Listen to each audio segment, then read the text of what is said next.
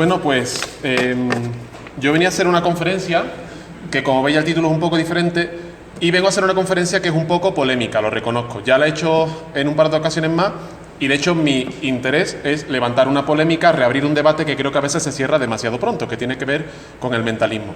Si alguien se tiene que ir de la conferencia por cualquier razón, hago ya el spoiler, el final de la conferencia es que la mente no existe.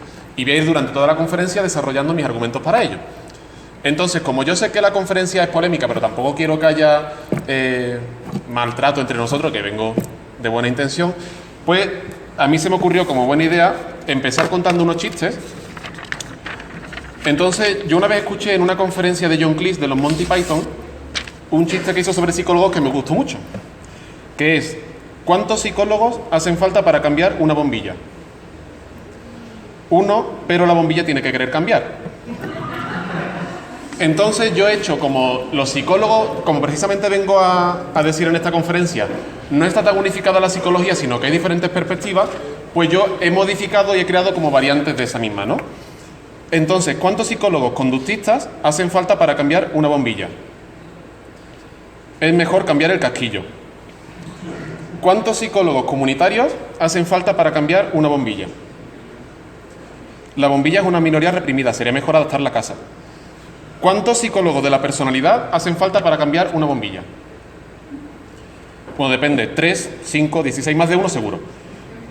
¿Cuántos psicobiólogos hacen falta para cambiar una bombilla? Lo que hay que hacer es cambiar el filamento. ¿Cuántos psicólogos humanistas hacen falta para cambiar una bombilla? No intentes cambiarla, acéptala tal y como es. ¿Cuántos psicoanalistas hacen falta para cambiar una bombilla? ¿Tienes fantasías recurrentes con bombillas? Bueno, entonces rompemos el hielo así para que veáis que no vengo de malas intenciones. Y pues quería empezar primero comentando el título de la conferencia y explicando que esta conferencia, aunque tiene parte de ciencia, pero también tiene una parte de filosofía de la ciencia y de la importancia que yo quiero recalcar de esta, o de aproximarnos a esta, en nuestro quehacer científico, ¿no?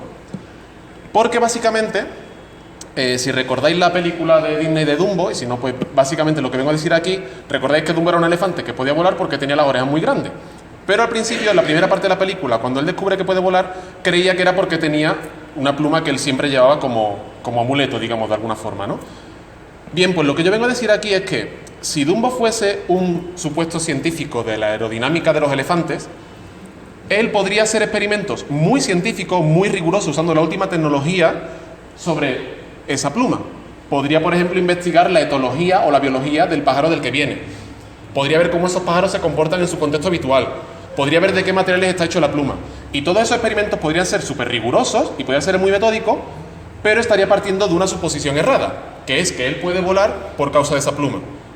Entonces, la importancia de la filosofía de la ciencia viene aquí, al hecho de que antes de comenzar nuestros experimentos necesitamos tener claras cuáles son nuestras premisas y nuestros puntos de partida, porque si no podemos ser muy rigurosos y muy científicos, pero partiendo de presupuestos errados, llegaremos a conclusiones erradas.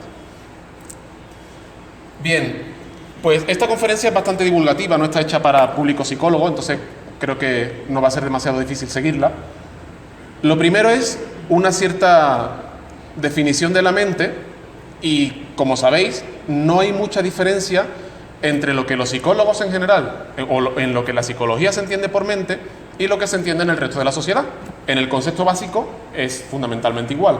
La única diferencia es que en psicología, pues como se decimos en España, se escudriña un poco más. Es decir, se buscan las diferentes áreas o zonas de la mente, cómo se conectan unas con otras, cómo una influye sobre otra, pero el concepto general es el mismo. Y de hecho en la sociedad se refleja muy bien, por ejemplo, en algunas series o películas, como son esta, Érase una vez el cuerpo humano, no sé cómo se llamaría aquí en México. Esta, quien no la haya visto, se la recomiendo desde ya, de Woody Allen, todo lo que siempre quiso saber sobre el sexo y nunca se atrevió a preguntar. Buenísimo. O en una más reciente, tenemos aquí Inside Out, y en todas viene a reflejar muy bien lo que se entiende en general por la mente. Es básicamente un espacio, normalmente inmaterial o a veces se asocia al cerebro, en el que suceden unas cosas y debido a las cosas que suceden ahí, luego la persona hace lo que hace. En todas esas películas vemos ciertos centros de control y debido a lo que las personas que están en ese centro de control, de esas personitas que se inventan en las películas, hacen, entonces la persona se comporta. La mente sería la causa de toda nuestra conducta. Ese es el fundamento general, ¿cierto?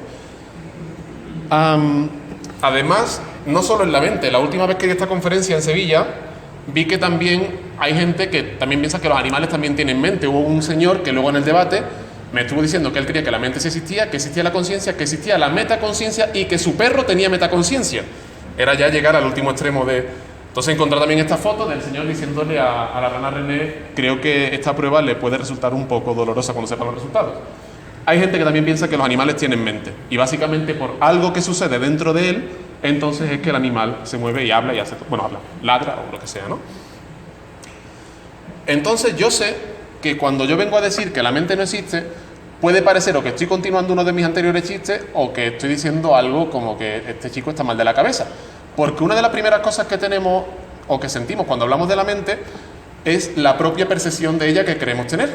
Es decir, todos creemos, pues, cuando recordamos un evento pasado, cuando nos vemos a nosotros mismos pensando de una forma lógica o pensando de forma visoespacial, tenemos una cierta intuición de nuestra propia mente, o al menos eso creemos. Bueno, pues yo vengo ahora a comenzar la conferencia mostrando cómo la intuición en ciencia vale más bien de poco. Porque incluso en modelos científicos que ya están superados y sabemos que son falsos, nuestra intuición sigue equivocándose. Por ejemplo, el geocentrismo, como modelo de astronomía, sabemos que ya está superado. No es la Tierra la que está en el centro del universo y los astros dando vuelta alrededor de ella, sino más bien al contrario, la Tierra es la que gira alrededor de otros astros y tal, ¿no? Este modelo, aunque sabemos que está superado, sabemos que no somos el centro del universo y que el universo gira alrededor nuestra, no es lo que intuimos, por ejemplo, cuando vemos un atardecer o un amanecer, ¿cierto? Cuando vemos un atardecer o un amanecer, a no ser que alguno tengáis un sentido arácnido especial, no sentimos que la Tierra esté girando y que por eso el Sol lo vemos diferente. Nosotros intuimos de alguna forma que estamos quietos y que es el Sol el que se va moviendo. Nuestra intuición, aun sabiendo que eso es errado, sigue en la misma dirección. Nuestra intuición no cambia con nuestro conocimiento. La divinidad del hombre, más de lo mismo. Pongo aquí un ejemplo de la Capilla Sixtina, ¿no? De cómo el hombre era un animal divino hasta que llegó Darwin, bueno, entre otros, ¿no? Darwin no fue el primero, pero quizás una de las figuras más relevantes, y demostró lo contrario, ¿no? Que todos veníamos de un mismo árbol de la vida que se iba diversificando y tal, ¿no? Nuevamente nuestra intuición no nos dice aquello. Nuestra intuición nos dice que nosotros estamos separados del resto de los animales. Yo no creo que a nadie, si no supiera todo esto, y aunque lo sepa, si yo muestro aquí una arañita y digo, mira, este es un primo tuyo muy lejano, no parece intuitivo a primera vista, ¿cierto? Necesitamos una teoría y un conocimiento fuerte para saber eso, porque nuestra intuición no nos dice que una araña es un primo muy lejano, aunque realmente sí lo es, muy muy lejano, pero no sabemos cómo llegar a eso intuitivamente. La densidad de la materia, lo mismo. Este es el modelo atómico de Thomson, llamado de pudding con pasas, en el cual básicamente la parte central del átomo, que veis ahí con símbolos positivos, concentraba la gran materia del átomo, la mayor parte de la materia estaba ahí, y los electrones estaban de alguna forma incrustados en ello. Entonces el átomo era denso, estaba todo lleno de materia, principalmente positiva, con la negativa incrustada, y al lado pues habría otro átomo y otro, y harían así haciendo una red, ¿cierto? Nosotros sabemos nuevamente que este modelo ya está superado, que un modelo atómico hoy día, voy a saltarme un poco las escalas, pero si hiciéramos un átomo a la escala de este cuarto, en el centro estaría el núcleo, que a lo mejor sería una cosita así, o incluso más pequeñita, que es donde está principalmente la masa, la materia está ahí, y luego el resto está vacío, y básicamente hay electrones que serían tan chicos que no podríamos ni verlos, moviéndose a velocidades muy altas, pero la masa está ahí y el resto es vacío. Y entonces habría otro cuarto al lado, y otro y otro. La materia estaría separada, no sería densa, habría vacío entre materia y materia. Y nuevamente, nosotros no intuimos eso cuando nos sobra materia por todos lados, ¿cierto? Bien, pues la propuesta que traigo aquí, representada sobre todo por el psicólogo Skinner, viene de alguna forma efectivamente a ir en contra de nuestra intuición, pero claro, por eso digo que la intuición no vale de mucho, o sea, no puede valer como dato o como forma para elegir una teoría. Es que yo tengo acceso a mi propia mente, porque ya hemos visto que incluso cuando sabemos que la intuición es falsa, seguimos teniéndola igual. O sea, entonces imaginaros aquí que incluso yo creo que es errado, ¿no? Pues entonces la propuesta de Skinner, de esta forma también vendría a ser revolucionaria por ir contra la intuición general y pues quedaría, a mi juicio en ese sentido, pues a la misma altura pues de Rutherford, de Darwin o cualquier otro científico que haya hecho una revolución previa, ¿cierto? Bien, ¿cómo explicamos entonces, desde una propuesta conductista skinneriana, la conducta si no es que el comportamiento viene causado por las cosas que suceden en una mente que está dentro de nosotros, etcétera, ¿no? Eso es lo que vengo a explicar ahora. Básicamente, en este modelo, nosotros entendemos que hay dos causas principales de la conducta. Y estas dos causas, o estos dos conjuntos de causas más bien, van a interactuar entre sí para dar todo lo que tenemos, todo el comportamiento que realizamos. Por un lado, estaría la carga genética que cada individuo trae, y de esta forma cada individuo sería diferente a otro en su carga genética, tanto entre diferentes especies, no nos comportamos igual nosotros que nuestras mascotas, como entre individuos de la misma especie. Cada uno tenemos aquí genes diferentes y hacen que unos sean más altos, más bajos, pelirrojos, lo que sea. Incluso también en los genes también hay ciertas tendencias comportamentales. Se puede ver en los niños pequeños como incluso chicos que a lo mejor están en entornos similares, uno es más activo, el otro es más dormilón, otro come mucho, el otro le gusta más el salado, otro el dulce. Y esa genética ya va interactuando para dar causa al comportamiento, porque, por ejemplo, dará lugar a lo que nosotros llamamos reforzadores diferentes. Si a un niño le gusta más la comida salada y al otro el dulce, eso ya va a ir condicionando toda su vida, porque desde los primeros reforzadores que vayan consiguiendo, que modifiquen su conducta, ya son reforzadores diferentes. Entonces, la genética es un primer factor, un conjunto de factores que serían las causas de la conducta. Y por otro, tomando nuevamente la película Inside Out, pues las diferentes experiencias que vamos viviendo a lo largo de nuestra vida. Recordáis en esta película que la chica tenía dentro de su mente, en este caso, pues experiencias que habían tenido que ver con su familia, que se vaya abajo, con los deportes, experiencias divertidas, con sus amigos. Pues todo ese conjunto de experiencias, todo ese conjunto de interacciones que los sujetos vamos teniendo con nuestro entorno, más la carga genética, en esa interacción es donde nosotros buscamos las causas de la conducta. No nos hace falta ninguna mente en este sentido. Incluso estoy haciendo una conferencia, como digo, bastante divulgativa y simplificada, porque esto se puede complicar un poco más. Hay interacciones, está el concepto de la epigenética, que hablamos el otro día también. Pero, pues básicamente aquí tendríamos biólogos que se dedican a la genética y allí estaríamos los psicólogos. En general, como digo, esto luego se puede complicar un poco más, pero en un primer punto hay gente que se dedica a estudiar genética, nosotros nos dedicamos a estudiar cómo esas interacciones con el ambiente generan ciertos tipos de conducta, y hay gente que estudia efectivamente la interacción, el campo híbrido entre ambos, ¿no? Bien, pues entonces, pasando de esa forma a la que estaba a la derecha, la que tiene que ver con las experiencias, con las interacciones que el sujeto hace con su medio, distinguimos, nuevamente a nivel muy simplificado, esto también luego se complica, dos tipos de interacción o de aprendizaje que diríamos nosotros, ¿no? Esto ya la mayoría lo sabréis, pero voy a pasarlo entonces un poco rápido. Por un lado estaría el condicionamiento respondiente o clásico, y por otro lado el condicionamiento operante o instrumental. Vamos a ver primero. El condicionamiento respondiente no fue iniciado por John Watson, pero sí vengo a hablar aquí un poco de él. Fue iniciado por Iván Pavlov, lo recordáis, con los perritos y tal. Pero John Watson tuvo una cierta influencia muy importante con este condicionamiento en la psicología, ¿no? Pues entonces primero yo quería hablar un poco de John Watson, porque como del otro ya sabéis más, pues puedo hablar un poco de su figura, que es muy curiosa, ¿no? John Watson nace en 1978 en Carolina del Sur, cerca de Greenville, en una ciudad, pues nace en un pueblito chiquitito, y nace en el seno de una familia que la madre era extremadamente religiosa. La madre tenía las prohibiciones de que allí no se podía ni beber, ni fumar, ni bailar. Era extremadamente, ¿no? Tenía muchos contactos en la iglesia y tal. Y entonces John Watson, en cuanto crece, se hace ateo, lógico, viniendo de ese... A él no aguantaba aquello. De hecho, incluso ni siquiera el padre de Watson aguantaba aquello muy bien. Cuando Watson tenía 13 años, el padre de Watson los abandona, no aguantaba más aquel ambiente tan estricto, y se va el padre de Watson con 2 indias a vivir a la ciudad, allí a vivir la vida. Pero la madre sí se queda con John Watson. Para la madre su hijo era muy importante, y ella decide que para que el chico fuera a la preparatoria, vende la granja en la que estaban y se mudan a Travelers Rest, que es un pueblo que estaba más cerquita de la ciudad, para que Watson fuera a la preparatoria. Bueno, durante esta época Watson hace de todo menos estudiar. O sea, Watson era un prenda. Lo detuvieron 2 veces la policía, una vez por disparar un arma de fuego y otra vez por meterse en un combate racial. El niño era una maravilla. Y luego, claro, vosotros estaréis preguntando, bueno, con antecedentes policiales, no estudiaba, etcétera, ¿cómo es que luego entra a la universidad? Porque luego sabemos que fue uno de los grandes psicólogos. Bueno, pues os podréis imaginar que Estados Unidos, universidades privadas, muchas de ellas contactos con la iglesia. Mamá, ¿tú no tenías amigos en la iglesia? Sí.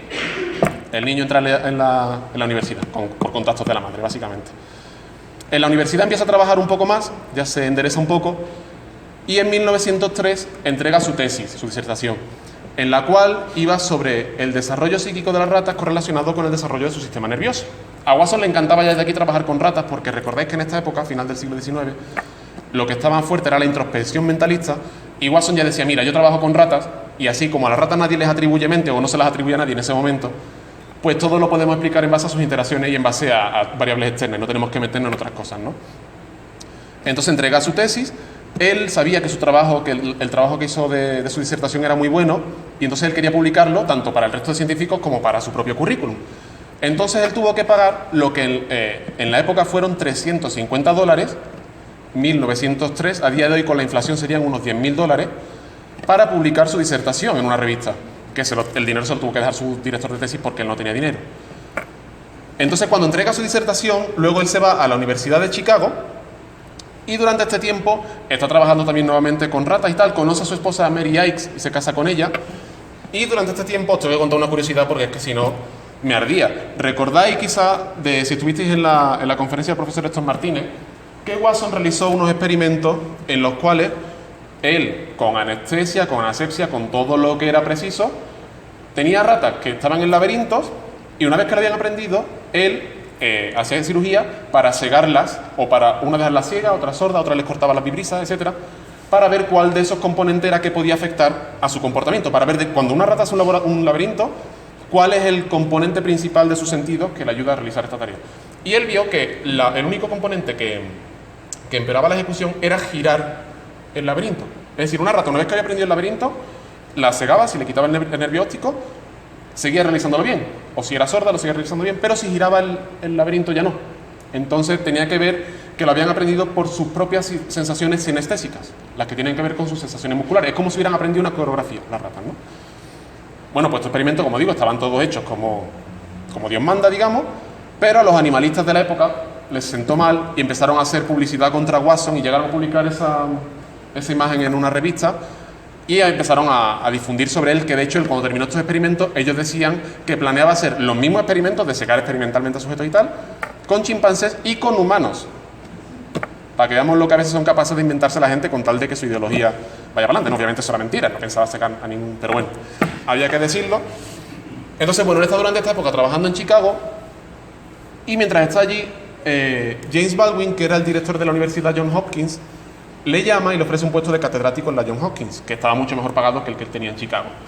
Entonces John Watson se va allí a trabajar a la Johns Hopkins, y al poco de que llegue, la policía pilla a James Baldwin en un prostíbulo al director de la universidad.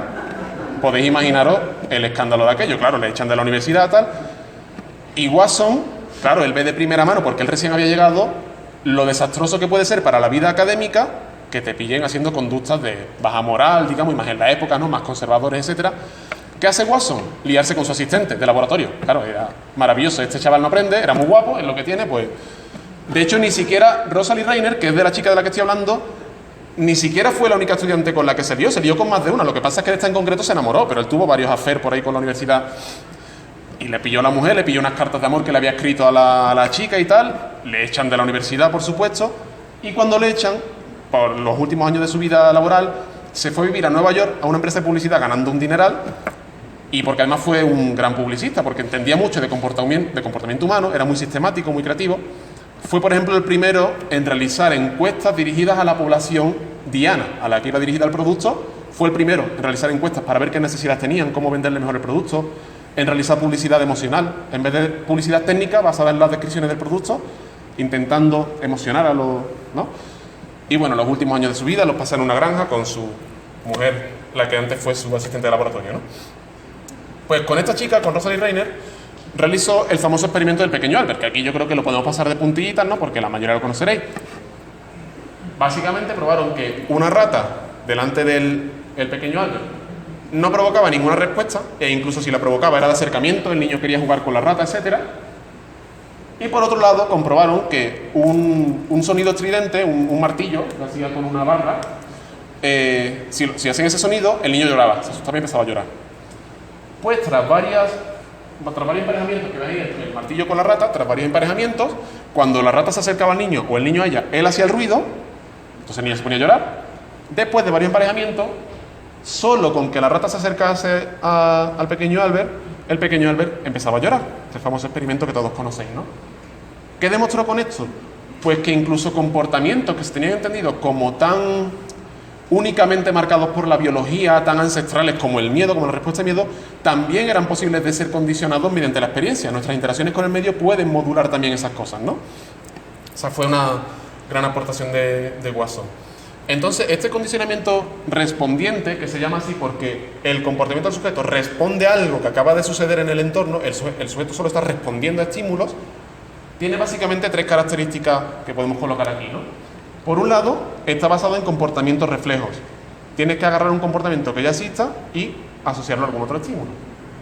Además, es causado por antecedentes, por eso es que se llama respondiente. Lo que sucede antes del comportamiento es lo que lo causa, ahí están las variables fundamentales. Y por otro lado, es un tipo de condicionamiento que está muy limitado, porque solo podemos depender de comportamientos reflejos y lo que podemos hacer es que aparezcan en situaciones nuevas. Pero con este tipo de condicionamiento no podría ser, por ejemplo, que alguien aprendiese a escribir, porque no habría un reflejo previo del que partir, ¿cierto? Igualmente es importante para muchas cosas, tenga que ver con conductas de atención a los miembros del sexo opuesto y todo esto, porque hay respuestas que son reflejas, pero está más limitado. Por otro lado, vamos al condicionamiento operante o instrumental. Aquí os voy a hablar de Edward Thorndike. Como veis, ya vamos a un científico de atractivo más estándar, ya no era tan guapo como el otro. Thorndike nace 4 años antes que Watson, en 1974. Él nace en Massachusetts y él era todo lo contrario de Watson. O sea, este chico desde pequeño decían que era muy tímido, muy introvertido, un gran estudiante. En la preparatoria, Thorndike quedó primero o segundo en todos los cursos. Era una maravilla de estudiante. Y luego cuando llegó a la universidad, más de lo mismo.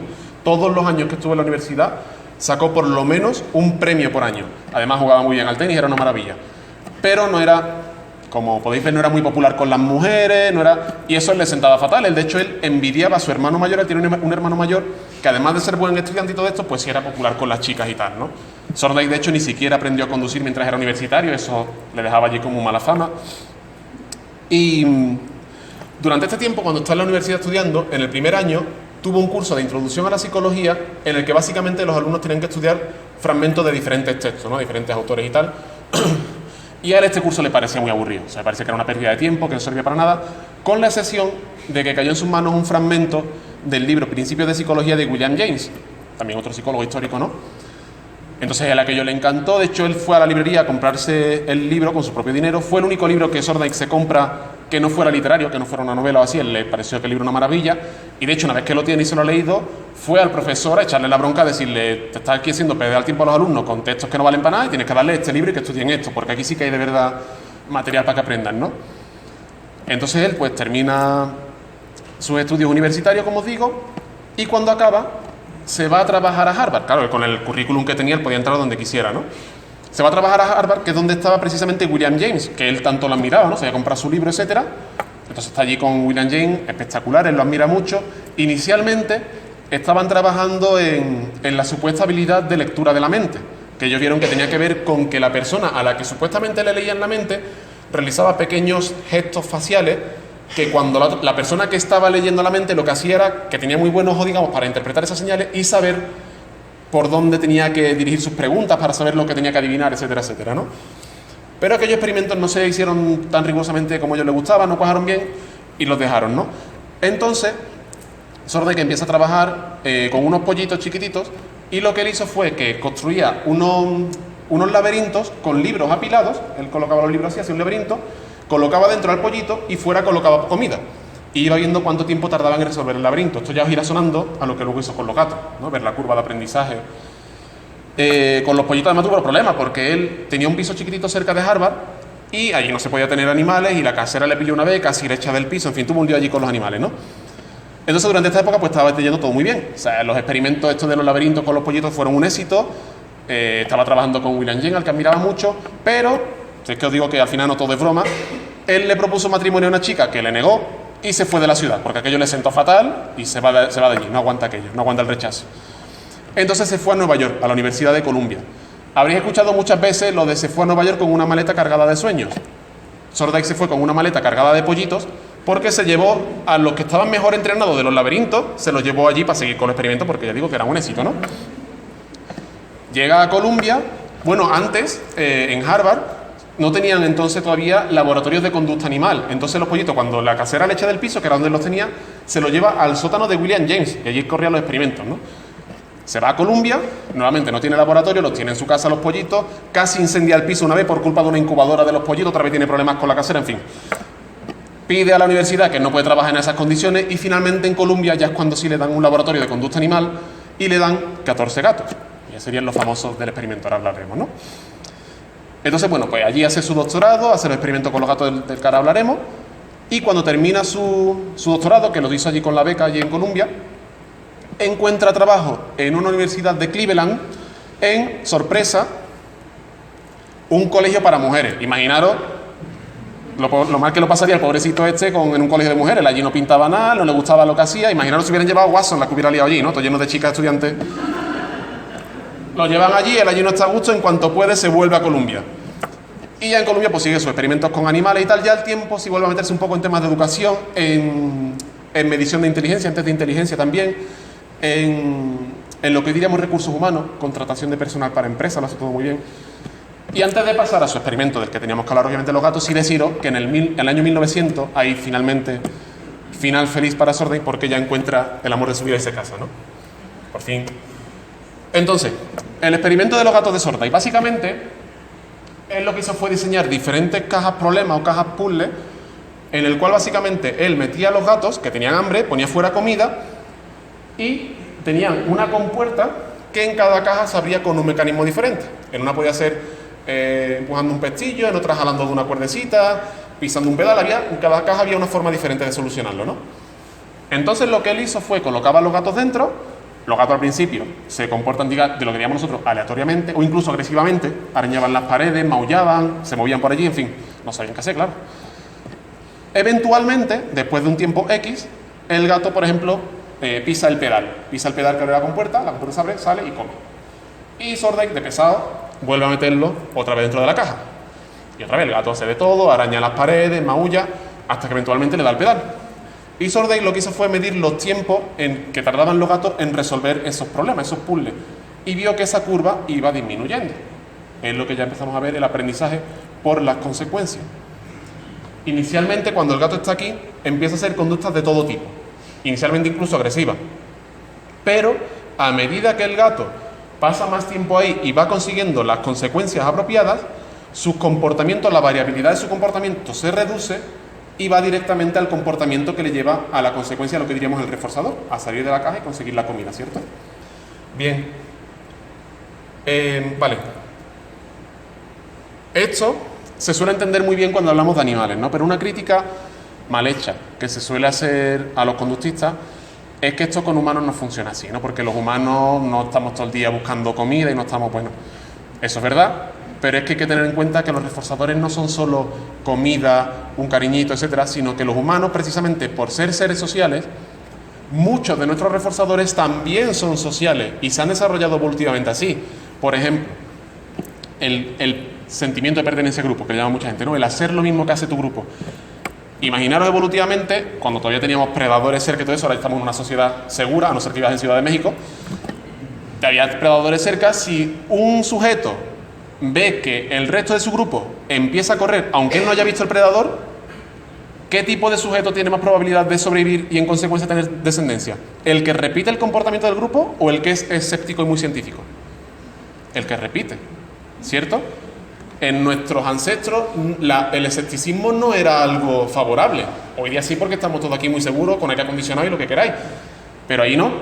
Ahí, si tú veías al resto de tu grupo corriendo, mejor corre, porque puede que haya un peligro, y es mejor un falso positivo que un falso negativo. Es decir, es mejor que corra y que no haya ningún predador, hasta cansar un poco y ya está, a quedarte y resulta que haya predador. Entonces, estos tipos de comportamiento también son muy importantes para nosotros. Lo muestra, por ejemplo, muy bien este vídeo, ¿no? Un experimento así, esto es curioso. Básicamente, esta chica que tiene aquí el chaleco morado es la sujeto del experimento, el resto son actores. Ella está en lo que ella cree que es una consulta de un dentista o alguna cosa así, y cuando suena un bip, el resto que son actores se levantan, ¿vale? Eso es todo. Suena un bip, el resto se levantan, ella no sabe qué pasa ahí.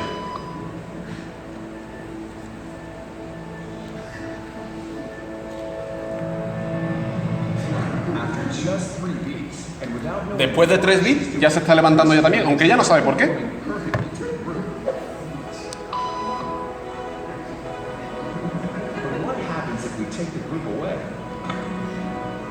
Y ahora el experimento va a avanzar porque llaman a alguien, a uno de los actores, y la sala se va vaciando, ¿vale? Se van yendo todos los actores menos ella. Sigue sonando el beep.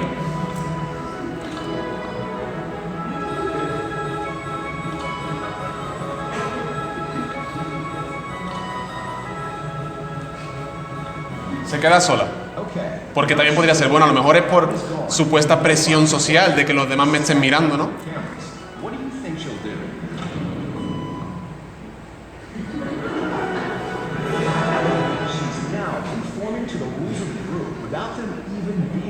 No sabe ni por qué hace eso, pero incluso aunque no la miren, lo sigue haciendo.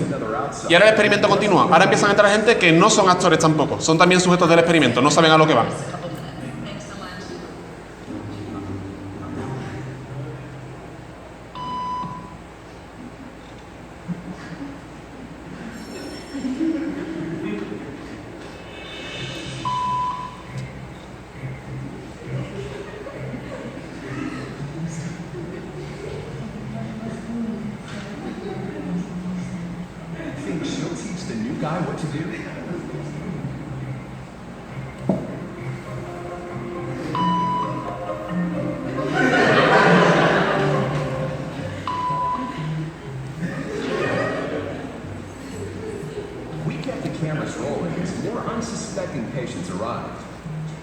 Tampoco es actriz, ella también es sujeto.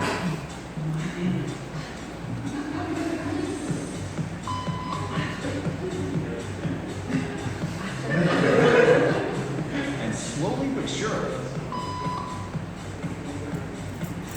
what began as a random rule for this woman has now become the social norm for everyone in this waiting room. Here to explain what's going on in their brains is Jonah Berger of the University of Pennsylvania. Bueno, aquí se explica un poco lo mismo que yo he visto diciendo, ¿no? Que Part of what we call social learning. Starting at a very early age, we see members of our group perform a task. Our brains learn. esto es lo que algunos llaman aprendizaje social, pero al fin y al cabo sigue siendo aprendizaje del mismo tipo, ¿no? Ella explica que cuando vio a los demás levantarse, ella creía que también se sentía que también tenía que hacerlo, ¿no? Que tenía un impulso de hacer lo mismo. Y cuando empezó a hacerlo se sintió más cómoda. Cuando empezó a hacer lo mismo que el resto se sintió más aliviada. But it can also cause us to know bad habits or repeat tasks. And it's why even this rebel, Hay uno que aguanta, este sujeto aguanta más, es más rebelde. Pero al final ahí...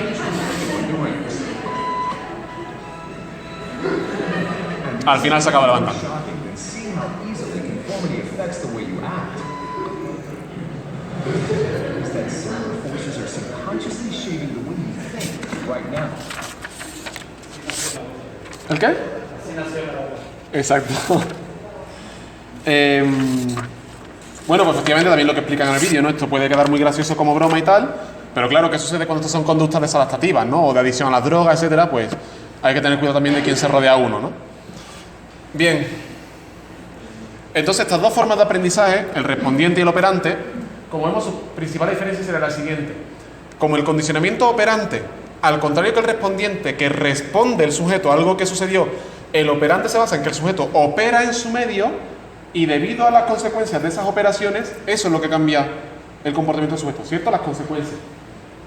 En el primero tendríamos comportamiento reflejo, como dijimos anteriormente, y en este los comportamientos son más flexibles, no necesitas partir de un reflejo.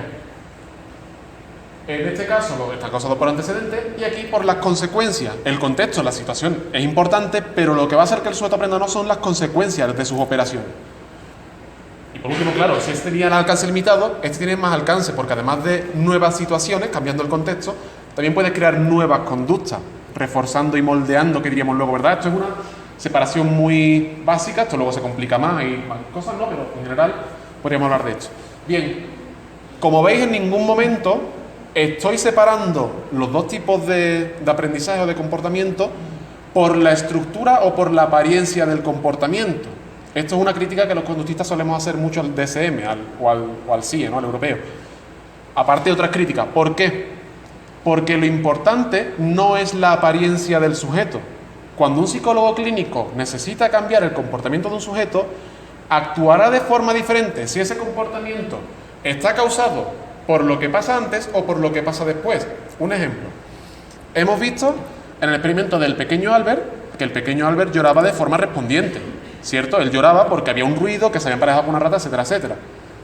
Pero puede haber una conducta que igualmente en estructura, igualmente en apariencia, llorar, sea operante. Aquí tenemos un ejemplo.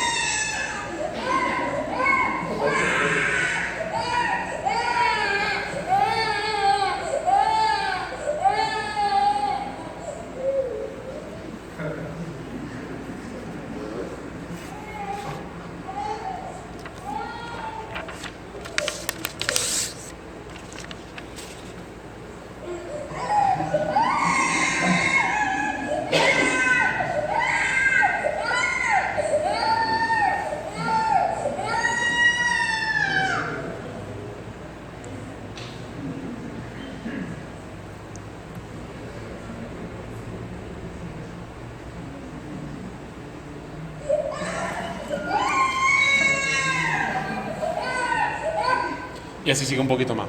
¿El comportamiento de este niño es respondiente o operante? Es operante, ¿cierto? No hay ningún estímulo en el contexto que le esté provocando el lloro. Él llora porque consigue la atención de los padres, ¿cierto?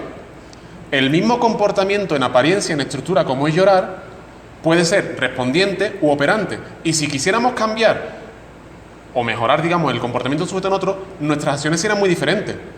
No es lo mismo un niño que llore, hablando ya de una forma un poco más fuera del laboratorio, ¿no? Que, bueno, esto no es muy laboratorio, porque tiene un contexto inapropiado, en el que hay mucho ruido, en el que hay mucha violencia, etcétera, etcétera, y eso le provoca el lloro a un niño que llora por conseguir la atención. Si quisiéramos modificar el comportamiento en el primer caso, habría que generar un ambiente más agradable, un contexto más tranquilo, más agradable para un niño pequeño.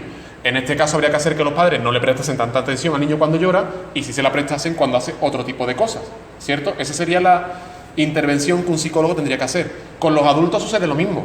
Por eso, repito, una de las críticas que hacemos al DSM es esa, porque el DSM te dice comportamiento en apariencia, en estructura.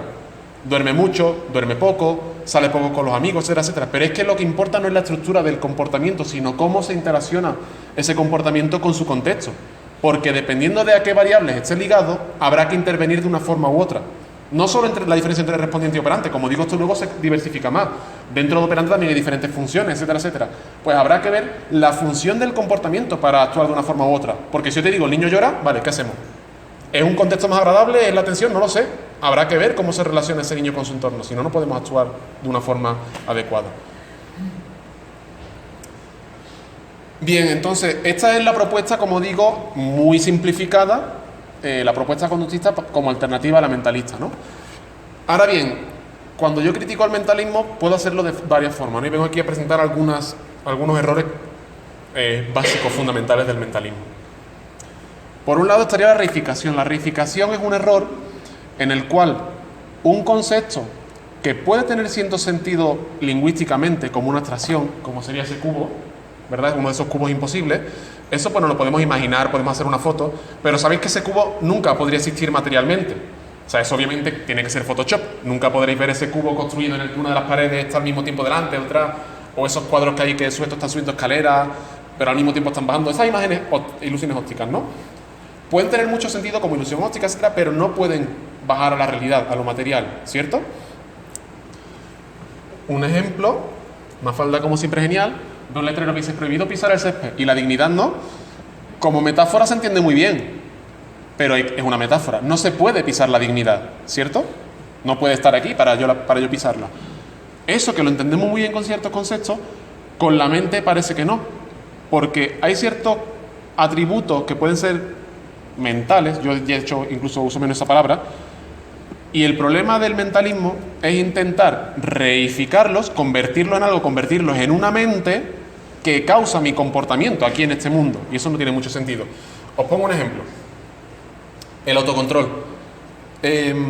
Conoceréis quizás el Marshmallow Test, se llama en inglés, aquí será el test del malvavisco o algo así. Básicamente, a niños pequeños, esto es un experimento clásico, aunque este vídeo es más nuevo, se pone a niños pequeños delante de un malvavisco, ¿no? Delante de un dulce, y el experimentador, en este caso experimentadora, le dice, oye, voy a salir un momento. Si tienes que un malvavisco, si quieres te lo puedes comer, pero si te esperas a que yo vuelva, te traigo otro y tienes dos. Y entonces el niño que haga lo que quiera, ¿no? Pueden hacer lo que quieran, o comerse uno o esperar y tener dos.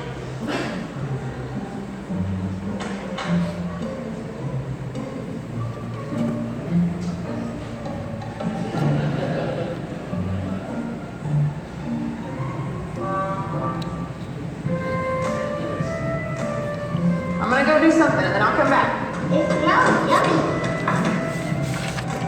It smells really good.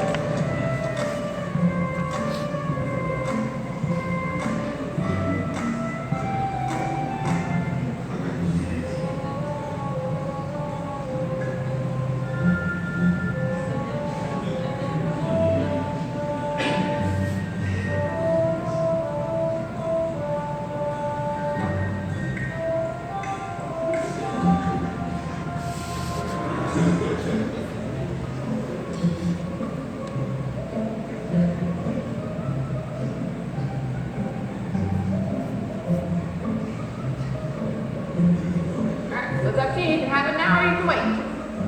Okay?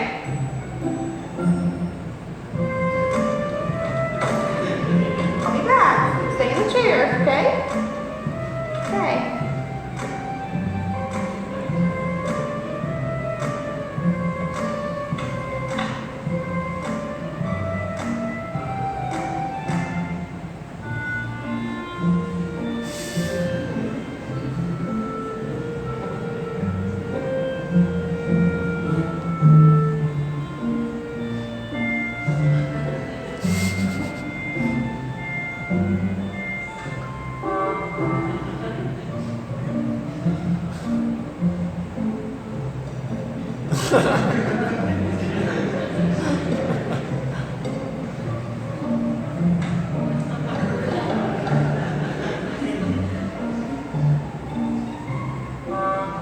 Alright, so I'm gonna leave and then I'll come back, okay? So you can either eat it right now or you can wait. Either way, okay? Lo que tú digas.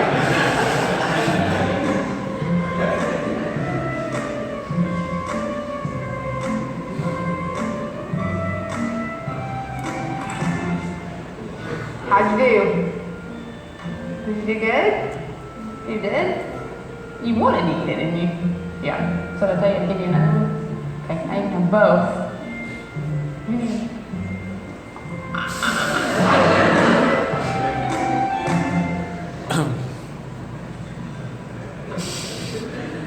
Es muy educada.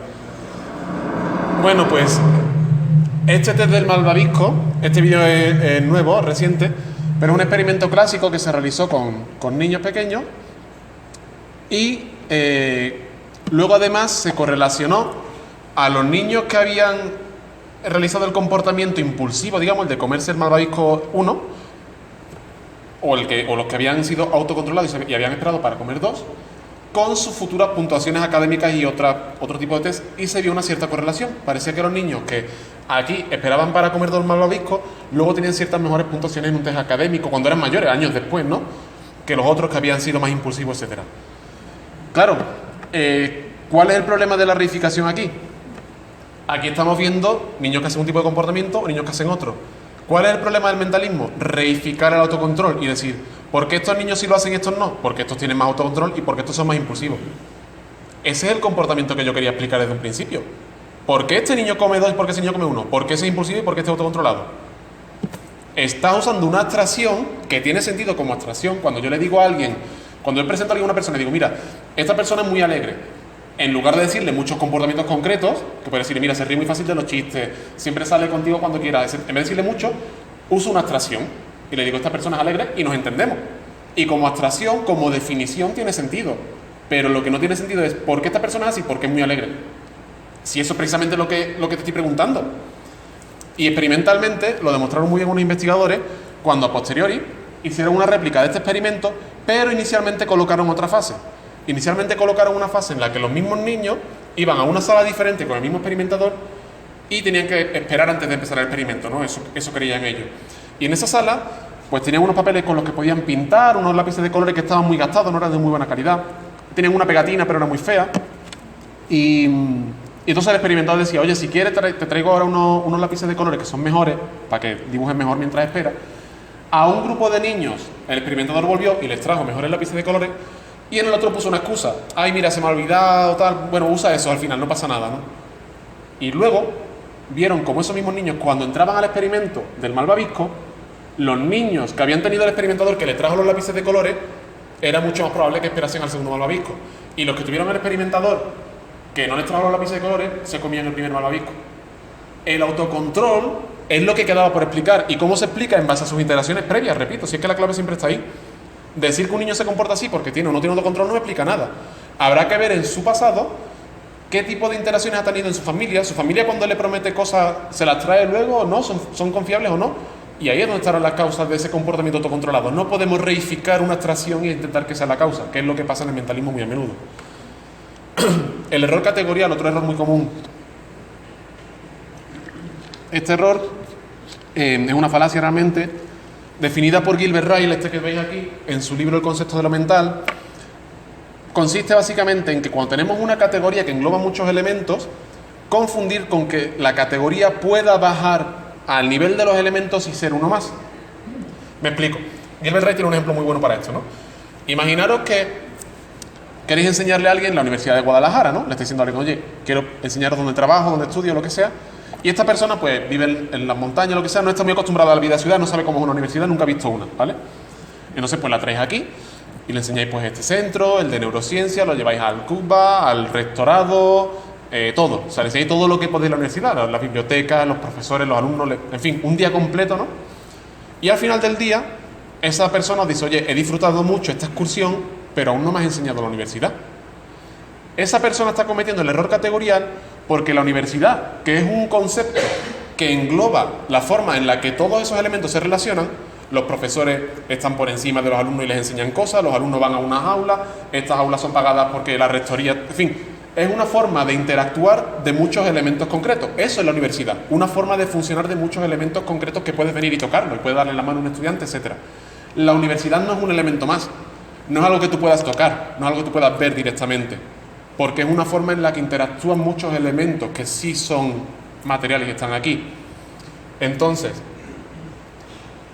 aquí, ya que aprovechando que estamos en el Instituto de Neurociencia, se puede hacer una crítica también a cierto tipo de neurociencia, porque no toda, y repito, el error categorial es frecuente, eso no quiere decir que todo el mundo lo haga. Yo he visto neurocientíficos que no lo cometen y he visto otros que sí. Entonces, ¿cuándo se comete el error categorial en la neurociencia? Cuando se realiza lo que nosotros llamamos el reduccionismo biológico. Os voy a enseñar aquí unos recortes de periódico que conseguí en Sevilla en 5 minutos. O sea, no tuve que buscar mucho y encontréis mucho como esto, y seguro que aquí también, ¿no?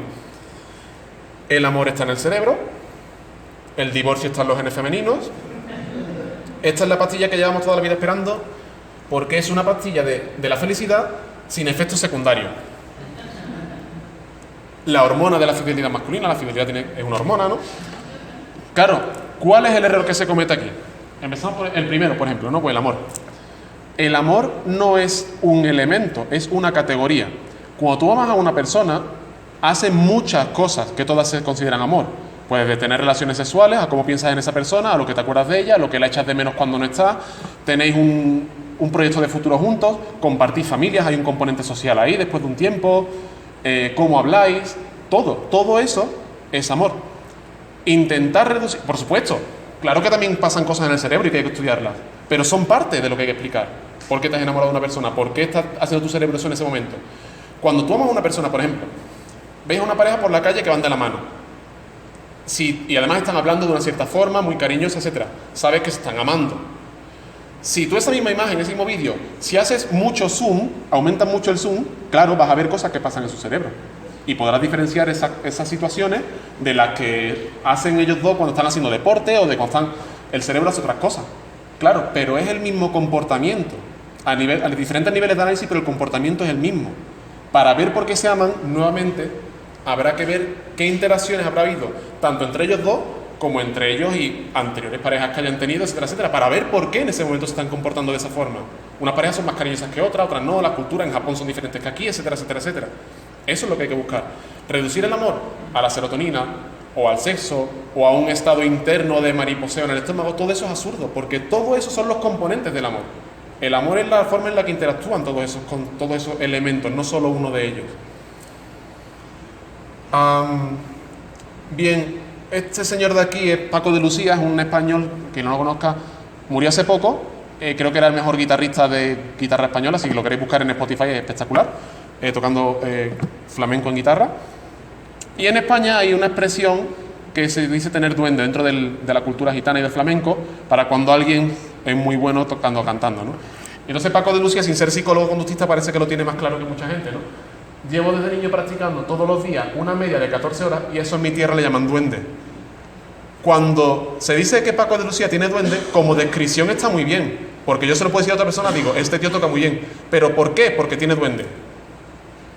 Eso es lo que yo quería describir, eso es lo que yo quería entender. ¿Por qué Paco de Lucía toca así? Porque le va desde pequeño todo el día con la guitarra.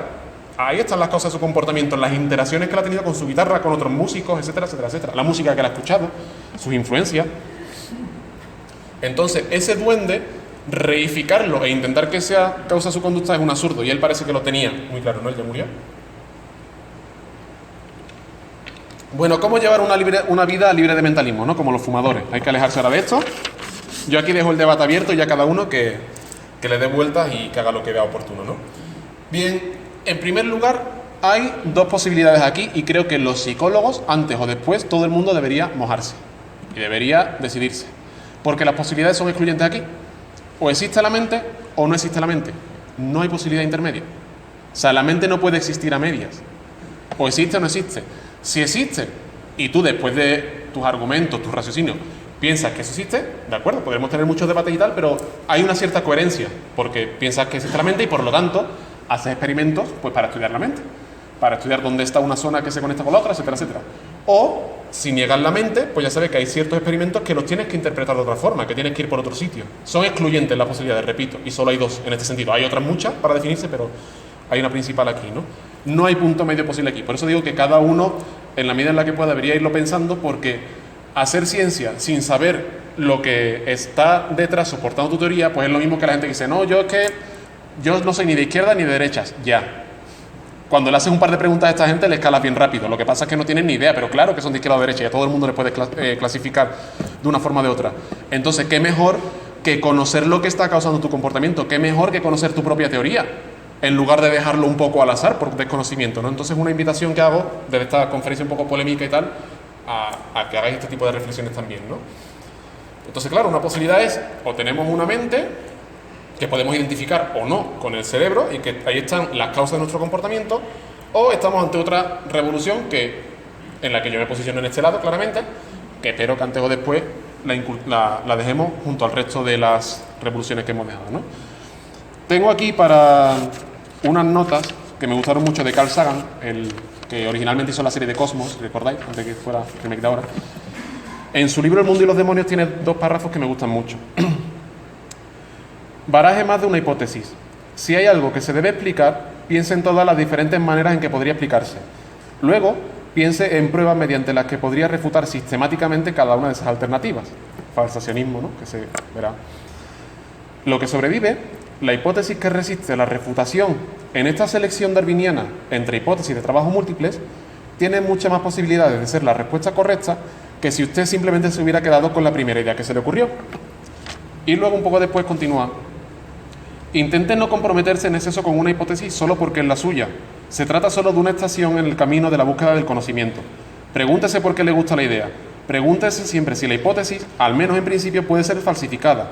Las proposiciones que no pueden comprobarse ni demostrarse falsas no valen mucho, por lo menos en ciencia, ¿cierto? Es decir, aquí hago un paralelismo, y con todo mi respeto a los que sean creyentes, ya sabemos que la ciencia y la religión van por caminos diferentes. Y cuando se intenta tener diálogo ahí no tiene mucho sentido, porque las formas de funcionar son diferentes. En una se exige una cierta coherencia en los razonamientos y sobre todo datos, y en la religión nos basamos en fe. Y son diferentes. ¿Cuál es la crítica que normalmente un creyente le suele hacer a un ateo? Vamos a ver, yo soy ateo, ¿vale? Igual que soy conductista. Hay una prueba clara que refutaría cualquiera de mis dos teorías. Si a mí me muestran con pruebas, porque yo pienso que el mundo debemos comprenderlo con pruebas, porque repito, no soy hombre de fe, si a mí me dan una prueba explícita de la existencia de Dios, pues me tengo que callar la boca. ¿Me equivoqué? Era ateo, me equivoqué, me has demostrado que está Dios. Pues nada, es una forma de falsificar mi teoría. Me tendré que dejar de ser ateo y empezar a leer más sobre Dios porque resulta que me he equivocado todo este tiempo. Gracias por decírmelo. Con el conductismo pasa igual. Si a mí alguien me diera una prueba de la mente, mira, hemos medido la mente, aquí está. Pues igual, pues me tengo que callar. O sea, me he equivocado, era conductista, pues nos hemos equivocado, pues tendremos que empezar efectivamente a ser mentalistas. El problema está en el otro lado. ¿Qué hay que hacer para convencer a un mentalista de que la mente no existe? Es que no se puede. Al menos no de esa forma. No hay un dato. ¿Qué dato puedo mostrarle yo a un mentalista? Un dato concreto. Porque la no existencia de algo no se puede probar. Que por eso hago este paralelismo, porque los ateos no podemos probar que Dios no existe. Repito, es que funcionan de forma diferente. Pero mientras que en una cosa puedo respetar esa diferencia porque estamos hablando de ciencia por un lado y religión por otro y funcionan de forma diferente, pero es que aquí supuestamente todos estamos hablando de ciencia. Todos deberíamos supuestamente basarnos en datos y debería existir datos que falsificasen nuestra teoría en caso de encontrarse. Pero en cambio aquí no veo que haya un cierto equilibrio entre las dos posturas. Porque veo que una sí se podría falsificar y podrían decirme, te has equivocado, pero ¿qué dato tengo que mostrarle yo a un mentalista para decirle que está equivocado? No hay.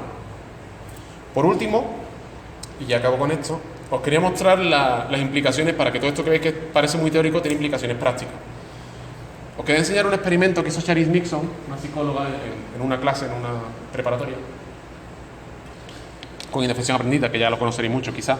Básicamente ella es un experimento muy sencillo de resolver anagramas. Tenía la clase dividida en dos grupos, ¿vale? Imaginaros como ahora. Pues llegáis a la clase y veis que hay dos grupos diferentes. Y les pone a los dos a resolver exactamente el mismo anagrama. Ahí no aparece. Ah, no está apareciendo, ¿por qué? Bueno, fallos de estas cosas. Básicamente, el anagrama que ambos tenían que resolver era sinerama. Está en inglés. Anagrama, sabéis que es esto que tenéis que agarrar las letras de una palabra, reordenarlas para formar otra. Entonces, sinerama, la solución que tiene es American. Si queréis lo escribir, veis que sinerama y American son equivalentes si cogéis las letras, ¿no? Bueno, pues entonces le pone exactamente el mismo problema a los dos grupos y ella observó que... Ah, mira, ahora sí parece.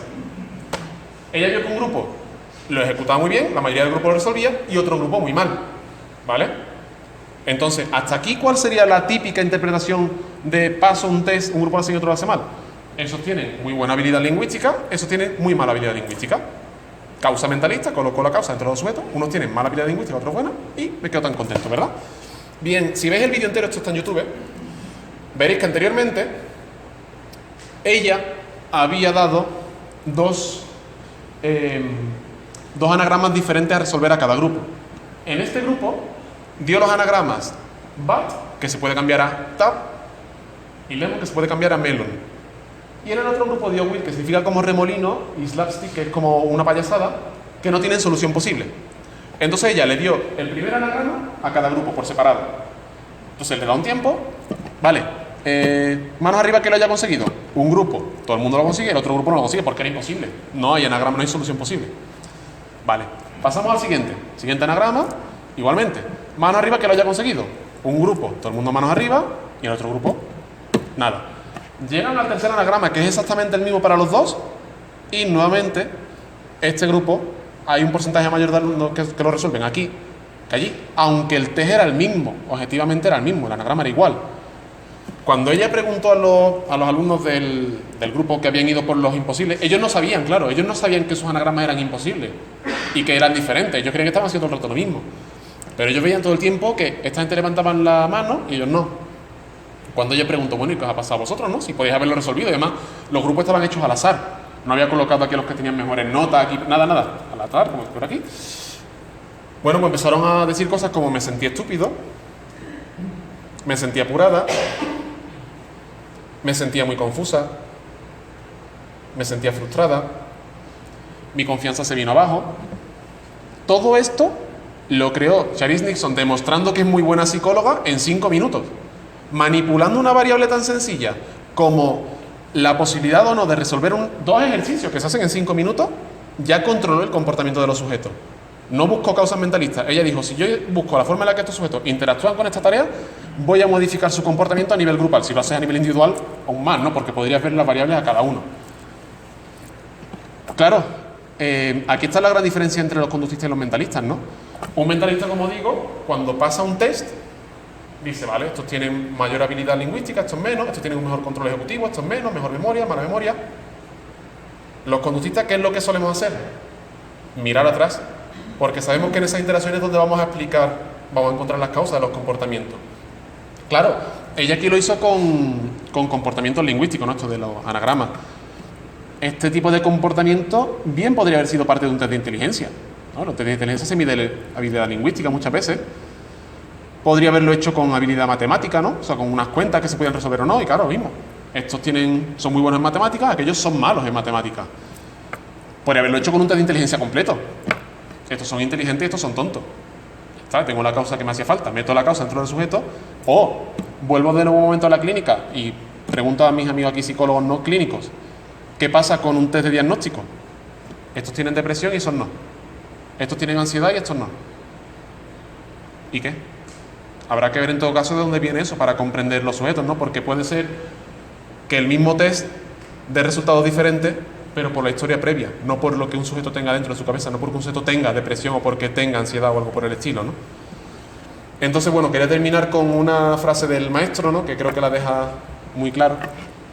Elegimos el camino equivocado desde el momento en que suponemos que nuestro objetivo es cambiar las mentes y corazones de hombres y mujeres en lugar del mundo en el que viven. Pues eso es todo. Muchas gracias.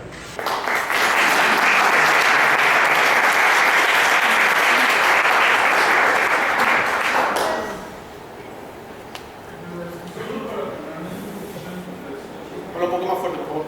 Sí, perdón. Solo para ponernos un poquito más en contexto, porque la verdad tengo como psicólogo, pero creo que estás diciendo que la mente no existe. ¿A qué te refieres como mente? Sí, es lo que explica al principio de la conferencia. Básicamente, sí, porque a lo mejor ya tampoco no pasa nada. Básicamente la mente, cuando se suele entender, es una entidad no material, aunque ahora muchas veces se equipara con el cerebro, y que debido a cosas que suceden en la mente, el organismo hace una cierta acción. Por ejemplo, cuando estás decidiendo si ver una película u otra, pues una aplicación mentalista pues buscará una cierta toma de decisiones de tu control ejecutivo, buscará ciertas cosas, repito, dentro de esa mente para explicar por qué estás realizando en ese momento esa acción. Mientras que, sin embargo, los que negamos la mente, lo que haremos será buscar cómo ha interactuado con contextos que son relevantes para esa situación y en esa misma situación. No buscaremos la causa dentro de la mente. Entonces la mente básicamente es, como se entiende mayormente, hay algunos, muy pocos psicólogos, muy pocos, que lo entienden de otra forma, pero mayormente es donde están las causas del comportamiento humano, especialmente del comportamiento complejo. Entonces tu propuesta es que el comportamiento puede estar explicado con las experiencias y con los factores genéticos. Sí. Y con experiencias dices a experiencias externas y alejadas de los cambios que hay en el organismo. No, claro, sí, no lo dije en su momento, gracias por recordármelo, pero el organismo es parte de su propio contexto. Es decir, yo interactúo conmigo mismo, empezando cuando pienso, o cuando hablo en voz alta y conmigo mismo, o cuando yo estoy solo en una situación y yo estoy haciendo algo en una pizarra, unas cuentas o algo, pues igual si yo las hago de cabeza, como se suele decir, yo estoy interactuando conmigo mismo, yo soy parte de mi contexto, incluso físicamente, cuando me pico un mosquito yo me rasco, estoy interactuando conmigo mismo. Pues tanto físicamente como lingüísticamente, como con mis propios, cuando me duele el estómago, cuando me duele una muela, cuando todo eso son interacciones que yo tengo conmigo mismo, yo soy parte de mi contexto. Y esas interacciones habrá que estudiarlas cuando sean relevantes para un comportamiento concreto. Y entonces, ¿por qué son excluyentes? Porque la mente no se puede definir como cuando tienes interacciones contigo mismo, y lo que ustedes están explicando es cuando tienes interacciones con cosas ambientales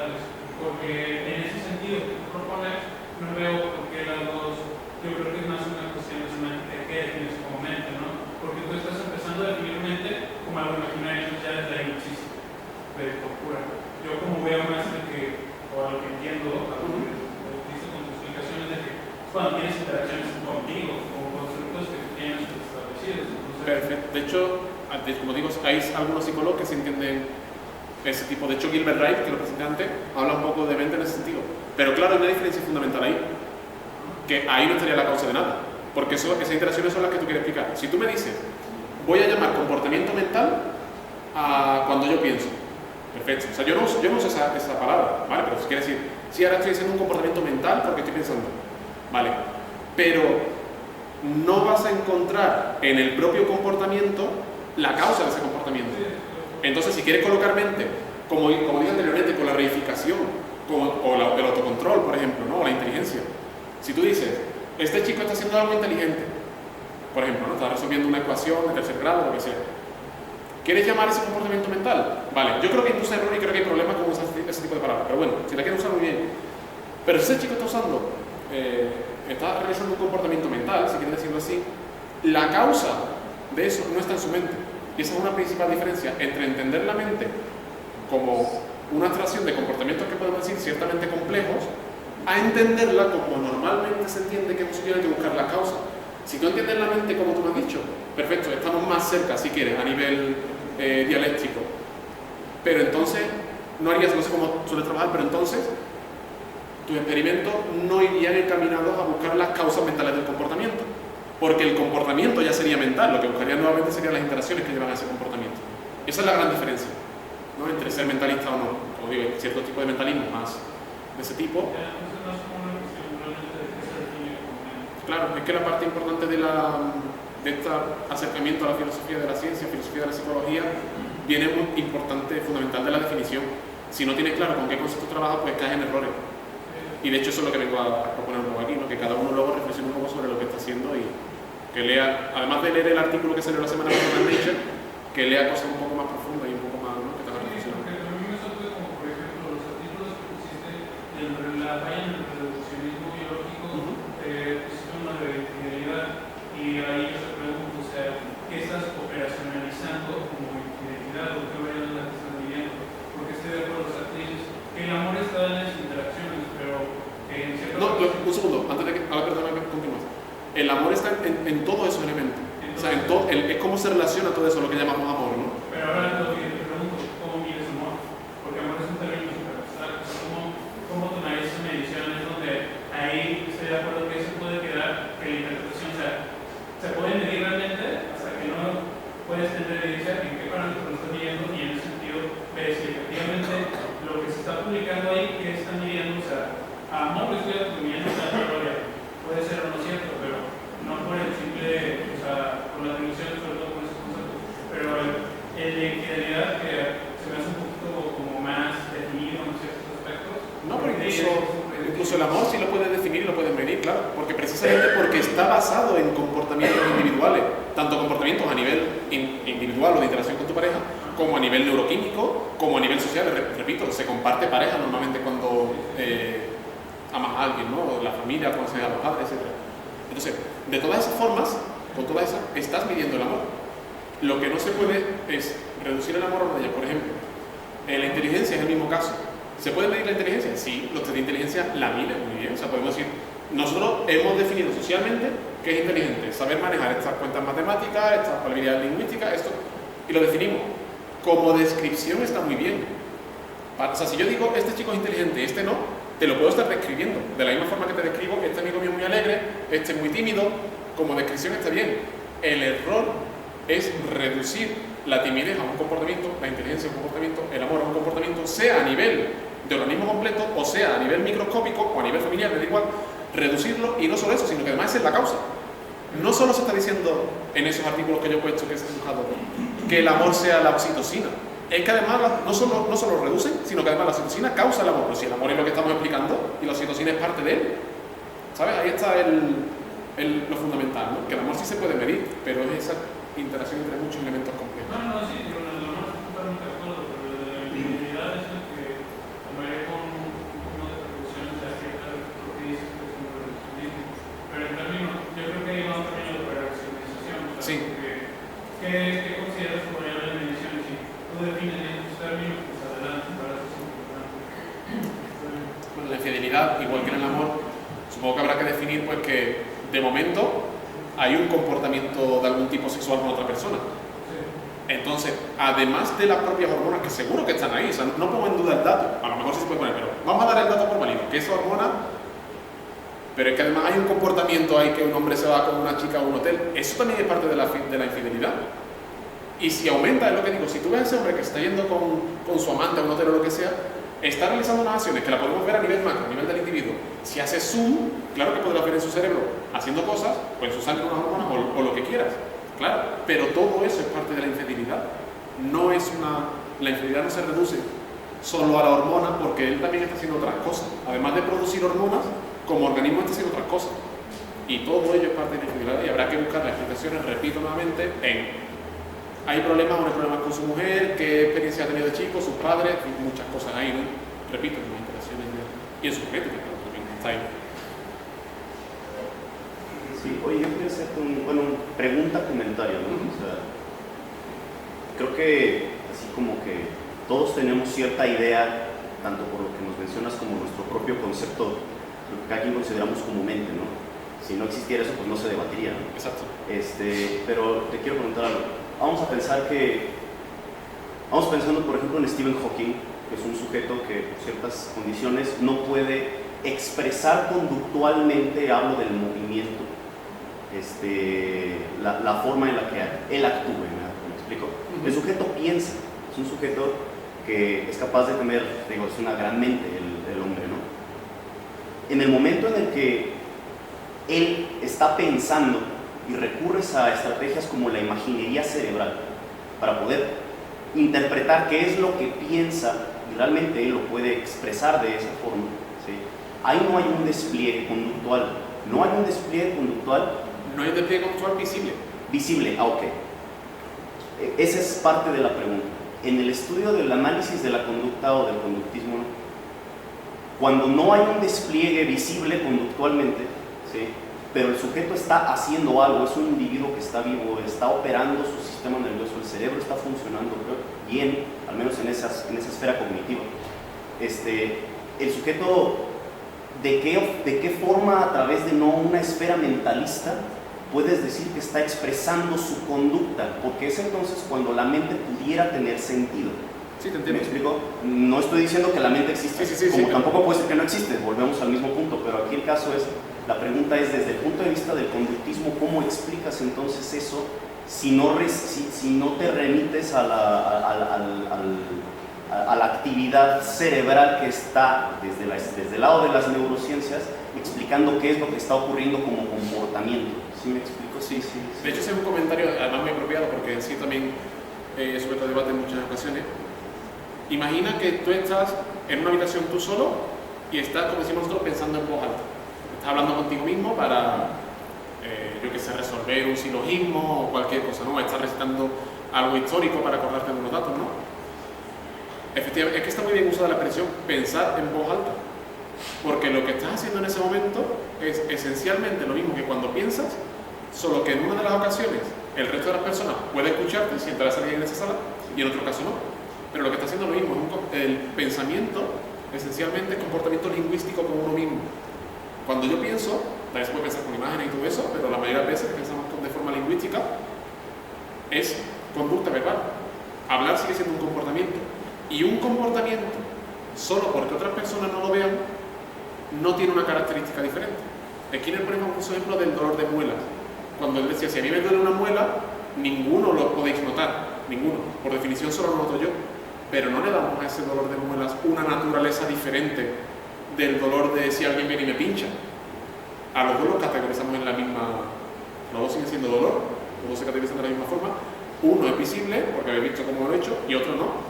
O igual cuando estamos pensando, igualmente estoy realizando un comportamiento que la única diferencia con pensar en voz alta, cuando hablo conmigo mismo en voz alta, es que vosotros no podéis verlo. Y eso tiene ciertas ventajas para mí. Bueno, puedo hacer más rápido, puedo saltarme palabras, puedo hacer muchas cosas. Pero en esencia es lo mismo, es un comportamiento lingüístico. Entonces, cuando piensas, claro que se está dando actividad cerebral diferencial respecto de otros comportamientos, Pero además también se está dando un comportamiento lingüístico. Lo que pasa es que no lo puedes ver, pero está ahí. Y esos comportamientos son parte del pensamiento.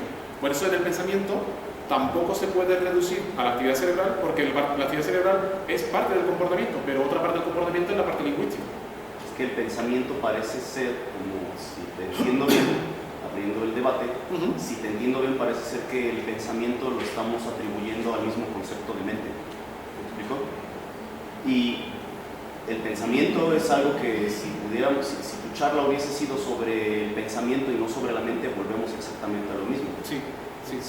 Entonces, aquí el asunto está, alguna vez en alguna clase que llevamos con el doctor Felipe Cabrera, él nos comentaba, bueno, es que una de las cosas que los sujetos hacen cuando actúan es que esas acciones están en función, y eso lo explica perfectamente bien ustedes, de acuerdo a las variables o las cosas que tienes alrededor de ti. Y yo le preguntaba al doctor, y si tú te encuentras en un cuarto blanco con nadie más que contigo mismo, tú lo acabas de responder ahorita, bueno, tienes interacción contigo mismo, pero en algún punto en el que no tuvieras esa interacción, digo, por imposible que eso fuera, si lo vamos reduciendo cada vez más y más y más y más, y limitas al sujeto de todas las cosas con las que puede estar en contacto, te queda algo que llamemos mente o llamemos pensamiento.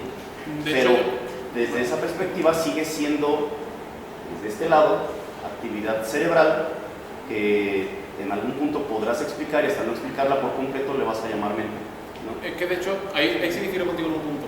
Si hubiese la posibilidad, que como dice, es imposible, de aislar totalmente a un sujeto de todo, incluso de su propia sensación física, si llegase a eso, es que eso no sería un sujeto, eso no sería una persona. Oye, pero ¿qué pasa en el sueño? Aíslas naturalmente de todo. Exactamente, o sea, En el sueño no tienes aislado de todas tus emociones y de la respuesta motora. Entonces, Claro, pero no necesitas la mente, porque en el sueño ahí sí tiene, por ejemplo, una causa fundamentalmente cerebral, por ejemplo. Es que ahí sí la tiene, porque el sueño no está interactuando con más cosas, pero fíjate que no te hace falta recurrir al concepto de mente para el sueño. pero recurres a conceptos como la inconsciencia. Yo no. No, tú no. Pero recurre, tú no. Pero se recurre a conceptos como la inconsciencia, se recurre a conceptos como sistema límbico, me explico, y a otros sistemas cerebrales que pudieran estar implicados en esto, que hasta no poder explicarlos de manera consciente, te llevan a seguir hablando de la mente. No estoy diciendo que, o sea, es parte del mismo debate, no es ni decir sí o no. Entonces, Sí, porque de hecho, fíjate que de hecho en el sueño, precisamente, ahí sí hay una, claro, es que como digo, en muchos de los comportamientos que son así tan complejos como he dicho, el amor, etc., el cerebro es parte del comportamiento, sin duda, y claro que hay que explicarlo también. Pero claro, en unos comportamientos va a tener más importancia que en otros. Por ejemplo, fíjate que en el sueño depende de la fase, si está en la fase REM, si está en la fase REM. Ahí se ve que, por ejemplo, ahí el cerebro sí es un factor fundamental para explicarlo, no la mente. Porque el cerebro, nuevamente, es parte del contexto del sujeto con que la interacción, igual que mi estómago. Cuando yo tengo hambre y yo noto sensación en mi estómago, es una interacción orgánica, si quieren, ¿no? O igual que interactúo con mi estómago, claro que también interactúo con mi cerebro. De forma consciente, ¿no? Eso... Pero claro que mi cerebro también y cualquier otro órgano. Sí. Bueno, respecto a todo esto, quiero entender tu postura es que la mente no existe. Independientemente de los argumentos de ellos, y a mí ahorita en este momento no me interesa saber si ellos creen o no. En cuanto a tu postura, quiero entender que lo que tú tratas de explicar es que para ti la mente es un concepto que construimos para tratar de explicar un fenómeno que todavía no entendemos bien. Y el concepto de mente funcionaría para ti, en este caso, como una muletilla para seguir trabajando en tu estudio de pensamiento, etc. Ahora, tú, en tu opinión, esto se me figura como, por ejemplo, el caso de los físicos que estudiaban la termodinámica, que hablaban de la transferencia de calor, inventaron el flogisto, ¿no? Que es el flujo de calor, pero luego resultó que el flogisto era un concepto que ya no se necesitó para explicar cómo se transfiere el calor. Los físicos que estudiaban el electromagnetismo decían que las ondas se transmitían en el éter, porque no encontraban cómo una onda se podía propagar en el vacío, pero luego descubrieron que el éter era un concepto que ya no se necesitaba para seguir explicando el mismo fenómeno. No sé si te refieres, si tú crees en esta línea de pensamiento que para ti la mente pudiera ser este tipo de muletilla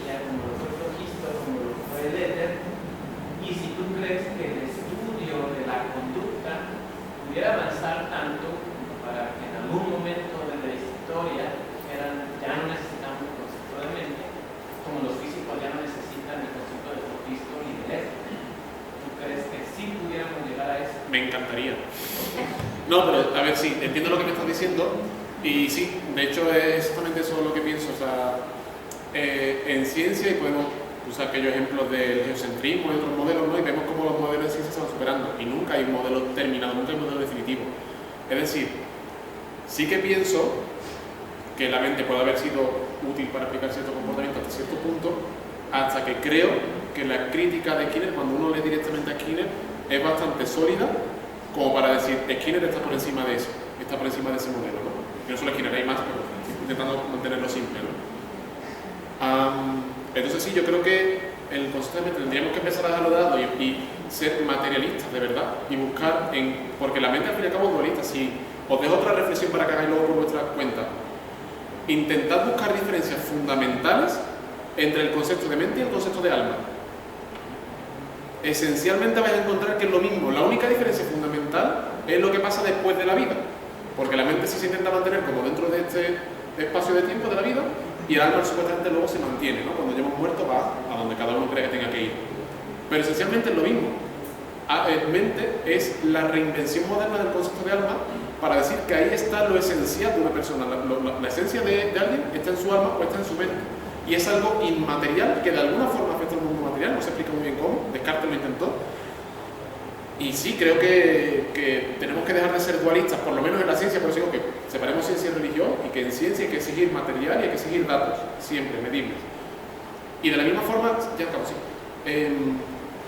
Y de la misma forma que creo, y esto lo he compartido con otras personas, que el conductismo o la negación del mentalismo supera el anterior modelo, o los anteriores modelos, que son más de uno, no tengo ninguna duda, por mucho que yo ahora mire a Skinner, de que en algún momento llegará alguien mejor y que superará a Skinner. No sé cómo. Yo cuando intento criticarlo digo que no puedo. O sea, yo a modelos mentalistas, cuando veo ciertas cosas o artículos o libros, encuentro huecos por los que atacar. Yo leo a Skinner y digo, está por encima de mí. Yo a este tío no puedo. Le entiendo, pero no le veo ningún agujero. Pero no tengo ninguna duda que en algún momento alguien verá puntos débiles en esa propuesta y creará un sistema mejor. La ciencia no se acaba, ¿no? Entonces, claro que sí, creo que son etapas. Y creo, por eso traigo este debate, reabro un debate que creo que se abre muy poco, creo que se cierra mal, para intentar proponer que desde mi postura creo que es hora de pasar a la siguiente etapa.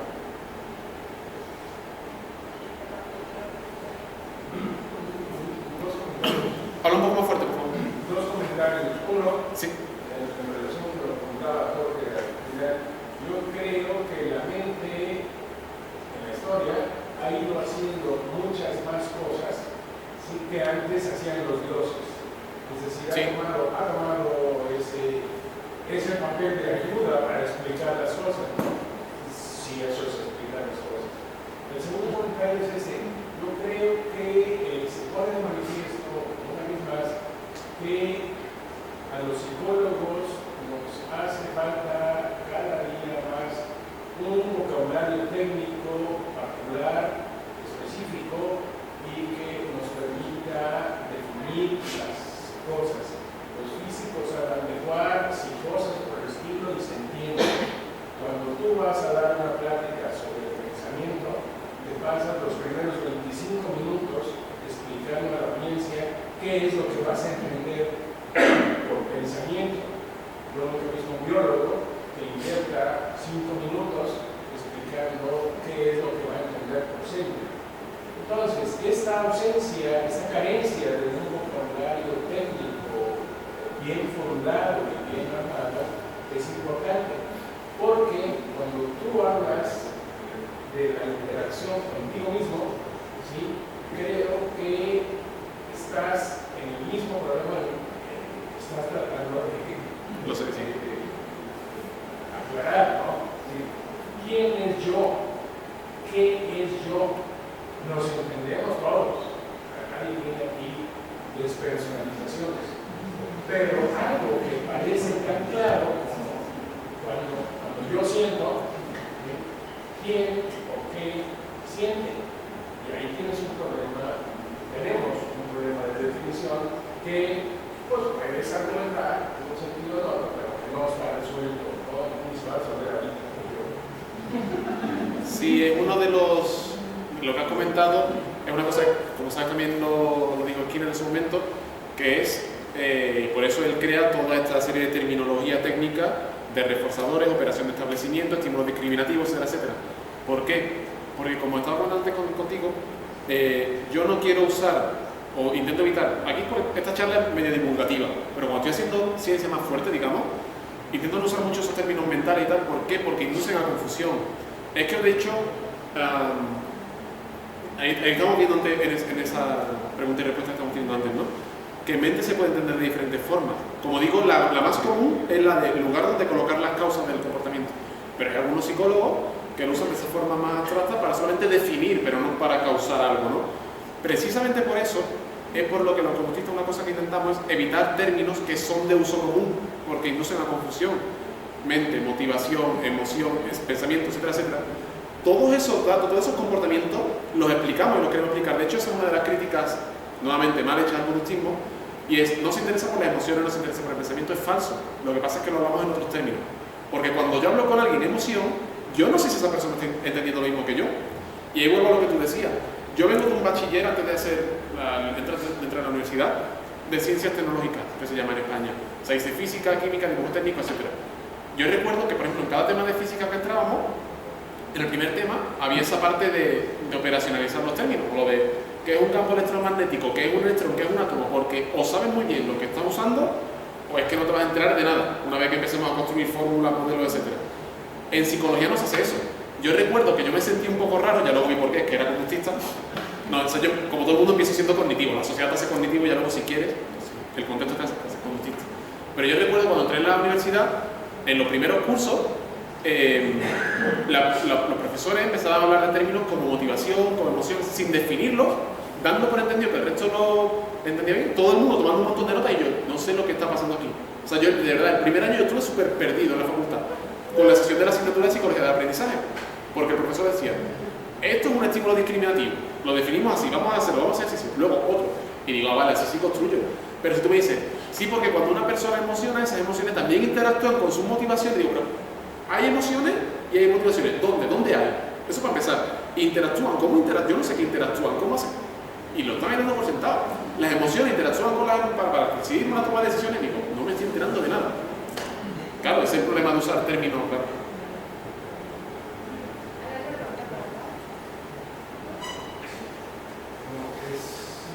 Quería hacer una pregunta más bien. Comentas que como todas las cosas, el comportamiento está determinado por los procesos genéticos y por el proceso ambiental. ¿Cómo ves ahí? ¿Entraría un factor? ¿Consideras el free will, el libre del río? Vale. No.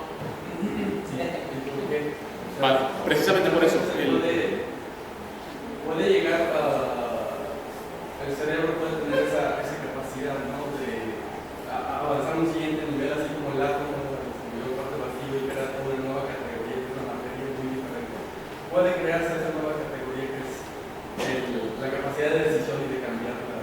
Ese es un debate que de hecho tengo muy a menudo con otros colegas, también con un amigo mío que es filósofo y me gusta mucho debatir con él, tipo Winston, sobre el libre albedrío. Pues no lo tengo muy claro, pero mi postura básicamente viene a ser que no hay libre albedrío. Y además piensa una cosa, ahora hablamos un poco más, pero si algún psicólogo de verdad piensa que existe libre albedrío, lo coherente sería dejar la carrera. Porque si tú no puedes predecir el comportamiento de, por ejemplo, un paciente que está en una clínica, si no obedece a variables, si ese comportamiento es espontáneo y nunca se sabe lo que va a pasar, ¿qué vas a hacer tú como psicólogo? No puedes controlar nada. Primero, para controlar el comportamiento de alguien, primero ese comportamiento tendrá que deberse a ciertas variables. Si no se debe a ninguna variable y ese sujeto en un momento puede hacer cosas súper inesperadas, habrá que dejar la carrera. Pero, claro, ¿por qué no existe el libre albedrío? Precisamente por eso. Si no somos dualistas, si somos dualistas, sí existe el libre albedrío. Viniendo de tu alma, de Dios, de la mente, de lo que quieras. Si no somos dualistas, si somos materialistas, repito, nace un individuo, ¿vale? Con una carga genética. Y esa carga genética, además de unas características físicas, también da unas tendencias comportamentales. Porque digo, ¿no? Hay niños que son más activos, más dorminones, les gusta más el salado, el dulce. Y a ese niño le van pasando cosas. Materialmente, repito, sin ser dualista, no se me ocurren más grupos causales que esos dos, que los genéticos y que las interacciones, y entran todos, siendo materiales, repito. Porque, por ejemplo, incluso lo que tú decías, el cerebro también, no es mi especialidad, yo soy un máster, pero no estoy haciendo mi doctorado en él ni nada, pero el cerebro también sigue leyes. O sea, lo que el cerebro hace en un momento dado también depende de factores. Entonces, el comportamiento del cerebro también está determinado. Entonces, claro, libre albedrío, yo no creo en el libre albedrío. Sí, bueno, pues esa es una discusión casi eterna que siempre tendremos, pero sobre todo yo creo que tu charla va dirigido un poco a pues algo que se comentaba aquí. Por ejemplo, un biólogo puede definir muy bien célula, etcétera, ¿no? Y está muy bien, pero lo que uno no entiende es cómo es que están estudiando el amor, ¿no? Eso está muy difícil de definir, ¿no? Y entonces están buscando dentro del cerebro, ¿no? Cosas que no tienen nada que ver con el cerebro, ¿no? En principio. O sea, que la crítica que se hace, por un lado, ¿no? Pues, a la psicología en general y al conductismo en particular, es que pareciera que no puede explicar estas cosas, ¿no? Estos tipos de pensamiento, por ejemplo, ¿no? O sea, si la psicología no puede explicar el pensamiento, la neurociencia es menos.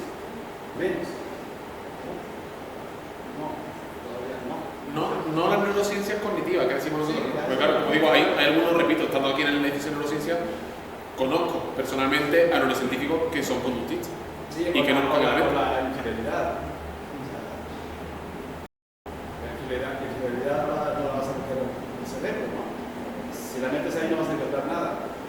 ¿Por qué? Pues justamente porque lo que sí pueden definir está muy bien que lo estudien. A mí me parece muy bien, me parece muy bien que se estudie el funcionamiento celular, neuronal, etc. Yo creo que ahí está muy bien. O sea, ese es el nivel de explicación que pueden tener. Pero si de eso se da el brinco, ¿no? A fenómenos los cuales van mucho más allá de los datos que todavía se tienen, al menos hasta este momento, pues yo creo que eso es hacer malas neurociencias, como hacer mala psicología, ¿no? O sea, es exactamente cometer ese error. Claro, el error categorial que hablamos antes, ¿no? Es decir, el cerebro, claro que hay que estudiarlo, pero hay que estudiarlo comprendiendo que es parte del comportamiento que hay que explicar. Efectivamente. Entonces, bueno, podemos decir con pensamiento, con inteligencia, etcétera, pues eso está muy complicado, pero también con aprendizaje. O sea, la gente está buscando el aprendizaje del cerebro. O sea, ahí no va a encontrar el aprendizaje. O sea, yo he visto gente, ¿no? No aquí, a lo mejor hay, ¿no? Pero gente que te dice, ¿no? Que te está explicando cierto funcionamiento, ¿no? De cierto sistema, ¿no? Neurofisiológico, que dice, ahí está el aprendizaje. ¿Ahí dónde? ¿Ahí dónde? ¿Sí? Entonces, es justamente, ¿no? Cosificar los conceptos y tratar de buscarles una ubicación física y sobre todo pues, en el cerebro. Entonces, ese es un error que se comete, yo creo que tanto en psicología en general, ¿no? Como en las neurociencias. Y la crítica aplica para ambos casos, ¿no? Sí, el reduccionismo, que hablamos antes, ¿no? Que conceptos tan... De eso. Para empezar, efectivamente habría que ver si es adecuado o no usar conceptos como amor, como tal, en la explicación científica. Eso para empezar. Pero, vale, estamos en una conferencia divulgativa de un nivel simplito, vale. Vamos a usarlo. Amor está compuesto por muchos elementos y es absurdo reducirlo tanto al comportamiento cerebral como al comportamiento motor como al sentimiento interno, porque es la conjunción y la interacción de todos ellos. Entonces reducirlo a cualquiera de ellos efectivamente es un absurdo.